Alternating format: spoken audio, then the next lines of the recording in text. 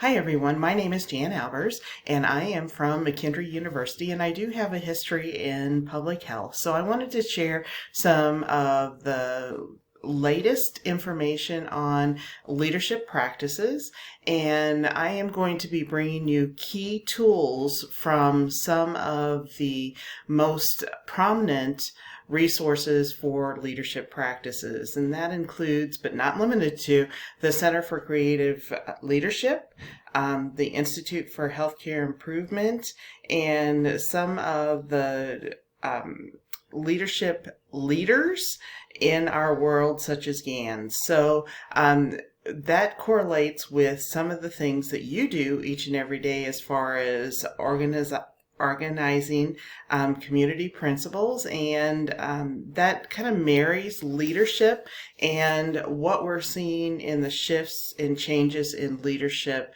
as we move forward, and really looking at that distributive leadership model versus the sage on the stage, so to speak, one leader. So what we're going to talk about today is leading from behind. So basically shifting the stance of leadership just by making very minor changes. So as we get started, we're going to start out with our why. So really, why should we lead from behind? We're examining many changes and evolutions in how we deliver our services. So we're really seeing not only a change in the landscape of the workforce, but we're seeing changes in organizational cultures. We're really functioning at a level of chaos with some of the circumstances surrounding our world right now. So it's important for us to really dive into what we can do and add to what we already know. And within public health, it is crucial to do collaborative work, and it's bringing those pieces of collaborative work that one does with an organization does with a community, and bringing that inside the workplace. So as far as some of the trends in leadership practice, we're seeing a distributive leadership model. So that is actually something that we need to focus on as we move forward. So it's moving from the sage on the stage, so to speak, to really being that facilitator and working in a collaborative way with all those, and moving and shifting some of the decision making, much like shared leadership, to some of those who do the work, who know how to do the work best. So some of the things that we need to consider as we're shifting our stance are those concepts that more distributive leadership process would actually improve. We're looking at burnout, professional exodus, we're looking at turnover, disengagement. So there are many factors that really demonstrate why we need to rethink some of the things that we do, and actually as leaders shift some of the focus so that it is broader. It really isn't a secret that leaders know that leadership practice must be proactive and evolve and adapt to the ever-changing landscape. So with that being said, striking that culture within an organization is crucial. So as far as how leaders create culture, this is not rocket science. This is something to really focus on, creating that culture of communication, collaboration, and commitment. The 3 C's. So these are key elements to actually dive into, and I do have resources that will help you as far as the how-tos that you can access. So when we're shifting that leadership stance, when we're looking at leading from behind, some key nuances to remember is to start with the people, not the problem. So we need to identify who is involved and how we can engage those folks to be the solution.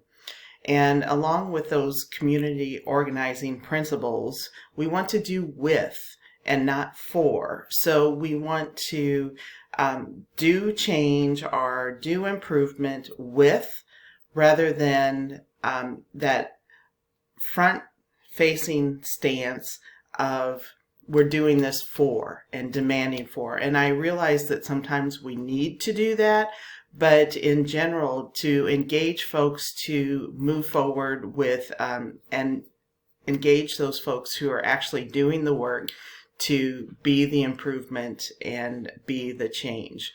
And really knowing the why, focusing on that everyone knows why we are doing what we are doing, basically, and co-creating, just like with community organizing principles, is co-creating that shared vision.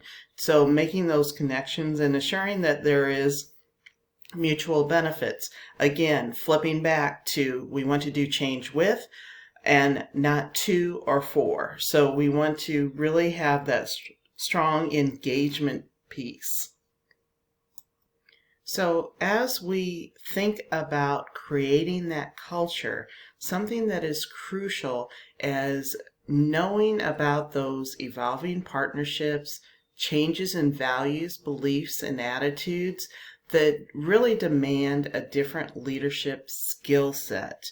And we need to keep cognizant the ever-present changing issues that are occurring out there in society that really impact how we need to deliver and how we need to do what is the best suited to serve the populations.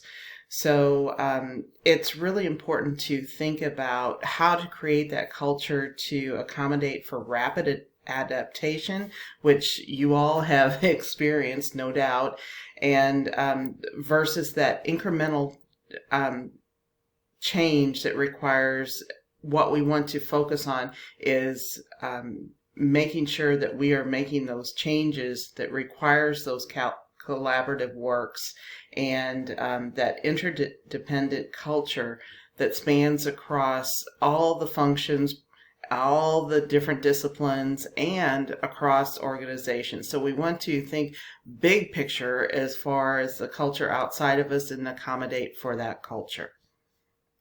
So when we're talking about the nuances of the culture and the structures of the culture, when we're examining leading from behind, in order to have that collaborative work, there has to be that safe environment. We all know that. There needs to be that interdependent leadership practice, that strong 3 C's, and really empowering people and engaging the meaning that really creates the strong actions. So just remember that people make systems and processes work. We can set up systems, we can set up processes, but those folks are the ones who make those systems and processes work. So that's where it dives back into culture.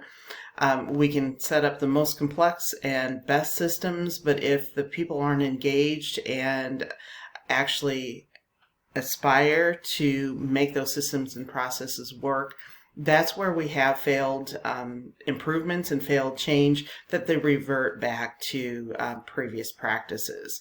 So we want to focus on those motivational forces and momentum building and visible movement, making those small incremental improvements as we go, and create that energy and make sure that this is a contagious thing, that, again, going back to that shared vision and mutual benefits.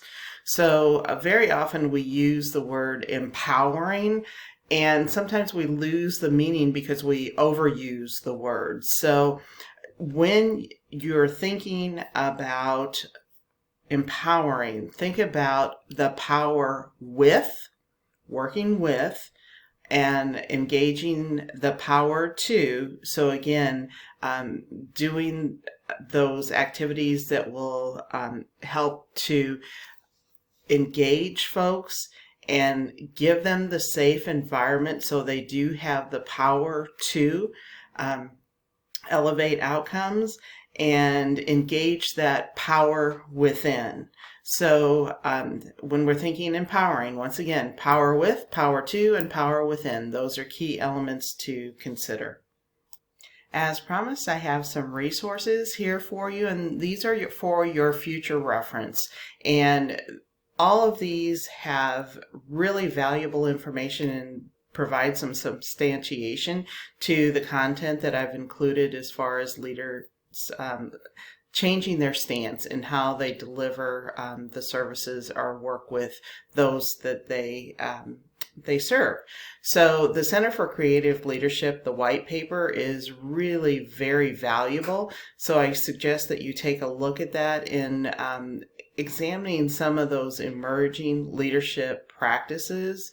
The IPHA white paper in improving joy in work, and sometimes the word joy has a very negative connotation, but it's really about connecting with those who do the work so that they can find purpose. And probably purpose is a better word to use because that's where the fulfillment comes into play. And tying back to the initial slide on my presentation was really diving into addressing some of those retention issues, some of the issues that are dealing with professional exodus.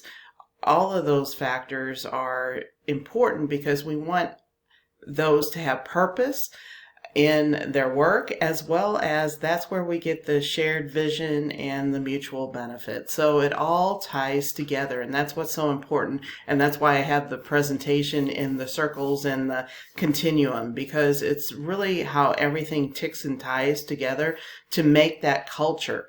And diving into the IPHA, what matters to you, this is where, as leaders, just a very simple question to those that could happen during a staff meeting that will help you to engage folks and know what's really meaningful to them. And it will help you to, again, shift that stance and focus on empowering folks to really make a difference in what they do.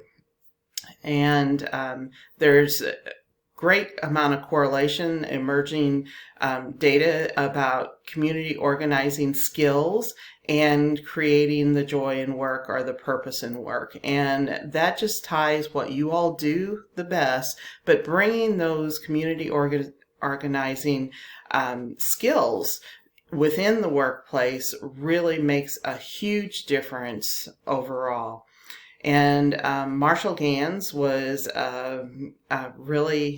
is a really strong advocate for leading change and using those community organizing principles. So again, this is a key element to examine as you move forward.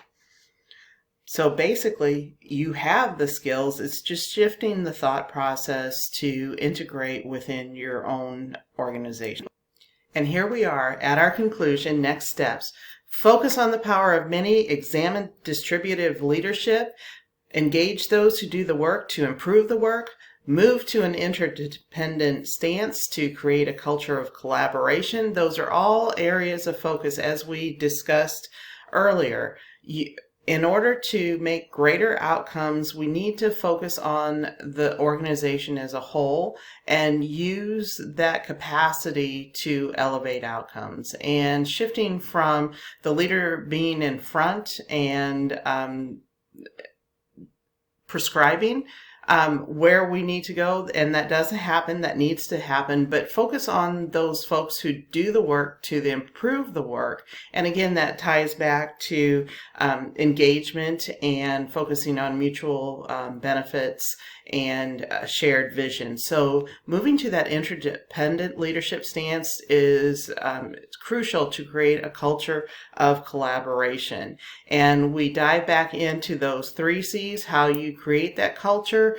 And also, with that being said, we want to focus on empowering folks to do the work, and empowering with the stance of supporting and facilitating overall success. So with that being said, I'm going to close with the people's capacity to achieve is determined by their leaders' ability to empower.